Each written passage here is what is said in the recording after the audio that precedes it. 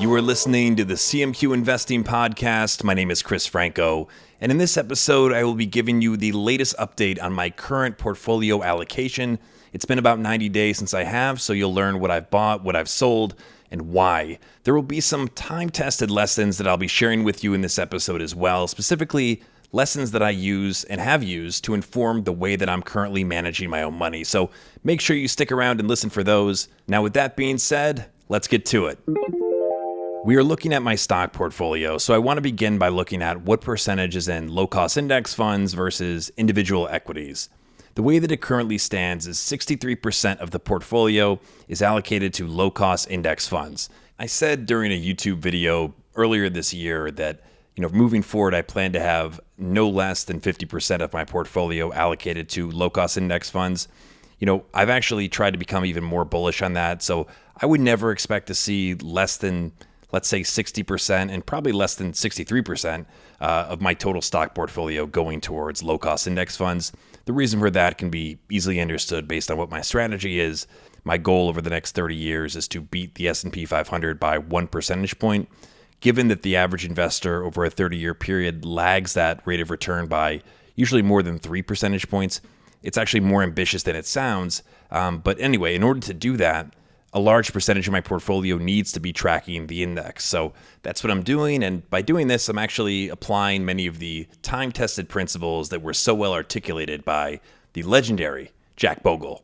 Now, when we look at this 63%, 33% of this is in the VOO, which tracks the S&P 500. And then the other 30% is in the VTI, which tracks the total U.S. stock market. Both of these are Vanguard funds. I'm not sponsored by anyone, but I just want to tell you what I'm using.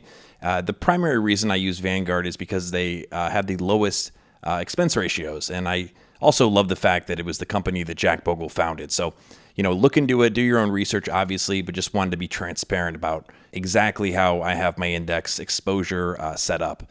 Now, let's get to the part that I know you're all waiting for, which is the individual stocks. And before we do, just a very friendly reminder to make sure you're following the CMQ Investing Podcast on Spotify or Apple Podcasts. Just hit the follow button. It only takes a moment. It's totally free. And that way you will get all the latest episodes in your feed as soon as they're released. And hopefully you can use the information as soon as you hear it. So thanks to everyone who is following. I really appreciate it. And there's also CMQ Investing on YouTube if you're interested in some visuals. All that said, let's get to these individual stocks. Apple is 11% of the portfolio. Berkshire B is 9% of the portfolio. Alibaba is 5% of the portfolio.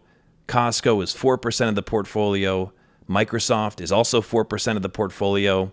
Google is 2% of the portfolio. And finally, Amazon is 1% of the portfolio. Now, there are some other individual names in the stock portfolio here, but those 7 stocks I just mentioned, plus the index funds, make up 99% of the total value. So I don't want to drown you in the details, and I want to make sure we focus on the time-tested principles that not only I've been talking about throughout the CMQ Investing podcast, but these principles make up the core of my personal strategy. The first big principle here, the first big idea, is the power of compound interest. Now, CMQ stands for Compound Money Quietly because that is our mantra. That's what really we have to do as investors. We need to make a wealth compounding machine that we fuel throughout the duration of our investment lifetimes. Compound interest shows us that a very long period of continuous growth can turn a small amount of money into, a mountain of money. But the emphasis here should be on long periods of continuous growth. So that reminds us, going to another principle here, of the importance of a long time horizon. If you cannot think with a long-term orientation, you're not going to do very well. So my strategy is very much set up to reflect that. And the best way, or the best trick that helps me do that, is to remember what I am trying to achieve over a 30-year time horizon. I said it before, I'll say it again. I want to do 1 percentage point better than the S&P does over the next 30 years. So keeping that in mind helps me a lot. It helps me avoid doing a lot of activity for activity's sake.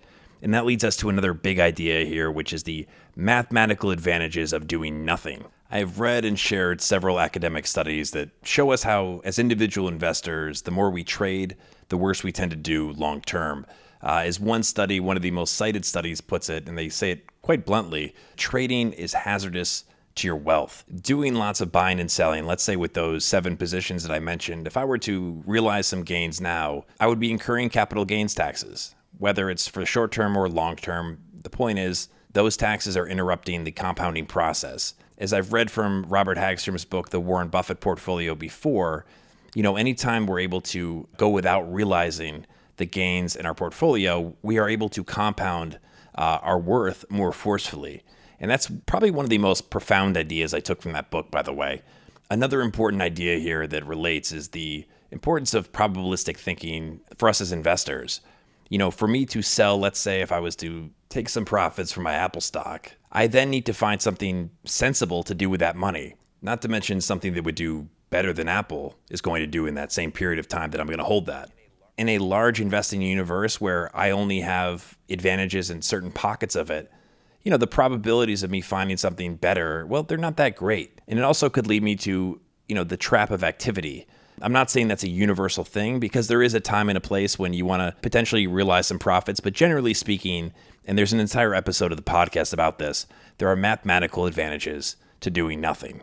So let me just leave us here, because I gave you some really big ideas that hopefully help explain why my portfolio is so unchanged and why I'm proud, at least of myself, that I've been able to maintain really every essence or every part of it, despite the fact that the market has been just a very volatile place. If you have any feedback about this episode, past episodes, or even if you want to request a topic for a future episode, you can now do that in one place, and that is at cmqfeedback.com. That's cmqfeedback.com. You can also send me a DM on Twitter. My handle is Chris Franco. That's Franco with a C. Thank you for listening to this episode of the CMQ Investing Podcast. My name is Chris Franco. We'll talk soon.